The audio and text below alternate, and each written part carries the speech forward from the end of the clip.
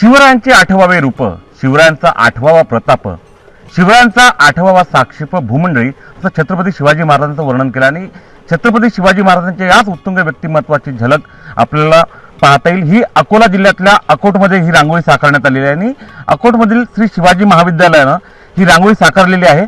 अनिल काळे नावाचे जे रांगोळी कलाकार आहेत त्यांनी आपल्या चमूसह ही रांगोळी साकारली। 2 दिवस या रांगोळीला लागले आणि जवळपास 40 क्विंटल जी रांगोळी आहे यासाठी वापरण्यात आलेली आहे। ड्रोन मधून आपण या रांगोळीची भव्यता जी पाहतोय त्यातून या रांगोळीची सुबकता आणि जी त्याची मांडणी केलेली आहे किंवा छत्रपती शिवाजी महाराजांचं एकंदरीत रूप जे साकारण्यात आले ते अतिशय विलोभनीय असं आहे।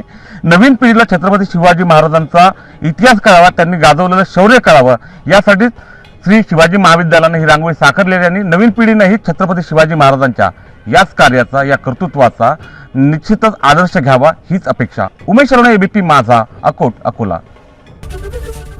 एबीपी माझा, उघडा डोळे बघा नीट।